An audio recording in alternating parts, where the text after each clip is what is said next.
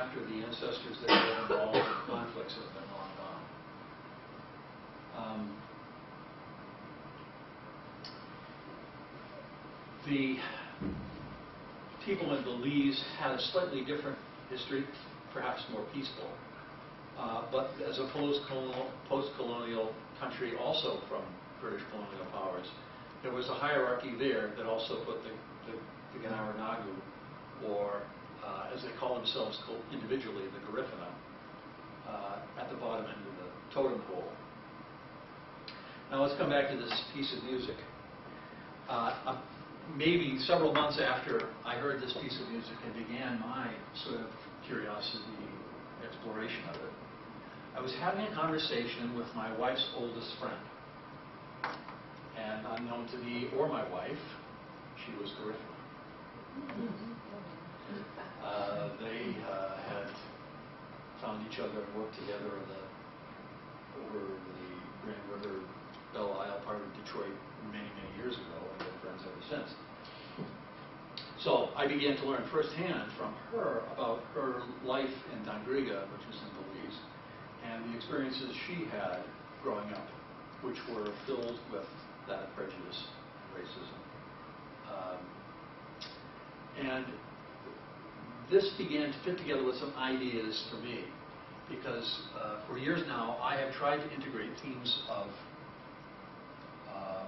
what it is to educate young people and what it is that we bring personally into the classroom, subconsciously, consciously, as teachers, and the attitudes and beliefs we have about each other.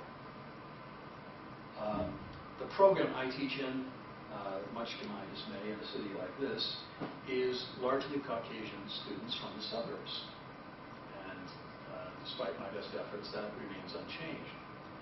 And it's been difficult at times to have reasonable conversations, rational conversations, about the idea of racism.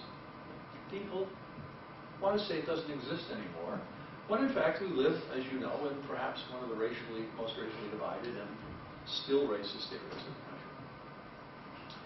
So, at some point or other among these conversations with Jackie, the idea came for me to go study how racism amongst indigenous people who are even related in many ways affects them as a group as well as their arts, since my task is to help prepare art educators. So I began formulating this plan to go do this, to bring this material back more for my students than for anything else, to help them see about how these forces not just cripple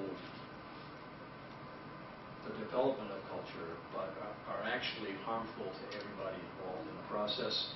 And my belief was that have tremendous impact on individual artists. So that's sort of the context for this whole thing. I guess at this point what I'd like to do is pass around some artifacts.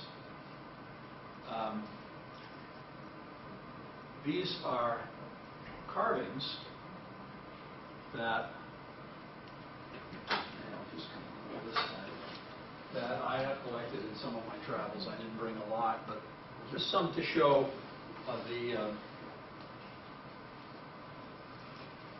some of the effects of the visual arts there, some of the expressiveness that come out of the visual arts there. The study that I developed, I needed to do in more than one place, in part because of political differences. I thought I might find different results in Nicaragua and in Belize on the effects of racism and oppression on the artists there. But in fact, the results were remarkably similar in both places. And maybe at some fundamental level, we all know that this is the truth, that what I discovered wasn't startling or remarkable in any way. The proof of it and how it plays itself out, though, I think is extraordinarily important for us to study and to keep bringing up in our society until it is no longer an issue.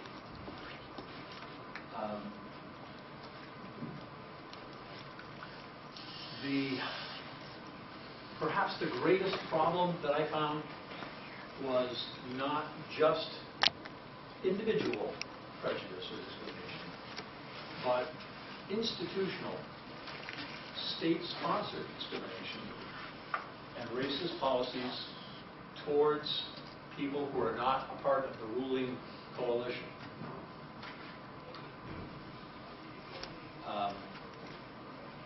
That, too, was probably not all that surprising. When we look at the history of this country and we look at the segregationist apartheid policies that we had in place here for several hundred years, probably also a part of our own colonial and post-colonial history. It's not surprising about that either.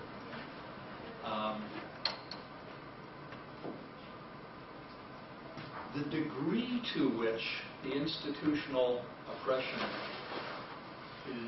manifests itself, I was startled by in the 21st century, and perhaps that's my own naivete. Perhaps that's my idealist side, believing that by this point in time things might not be as so blatant and so egregiously carried out as I've seen. In the process of doing the research, I interviewed artists. I interviewed visual artists, dancers, poets, and musicians, because I did not want to restrict the study just to people of my own ilk. I wanted to hear from other people. And of the people that I did speak to that were Garinagu, every single one of them had story after story after story of how they had either directly experienced some form of discrimination at the hands of the government, or they had known how their community had suffered at the hands of the government. And at this point, maybe sharing a little story is interesting, because like my students today, the party line in Nicaragua is that there is no racism here. We all work together. And the FSLN, the Sandinista National Liberation Party, is very strong on assertiveness, and it's everywhere in print. However, the people who are not a part of that group are very much aware of how that group has kept all the financial and economic power in their hands and deprived these smaller indigenous groups of things they have promised for decades. At one point, I went to a local radio station in my initial visit to a city called Bluefields to see if there might be Garifuna artists, musicians there that are in contact with the radio station that they might refer me to for interviews. And I was immediately ushered to the office of the owner and station manager there.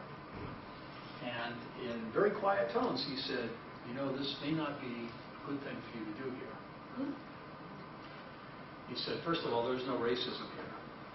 But some people might take offense at an outsider coming here and questioning this, and you might put yourself at risk."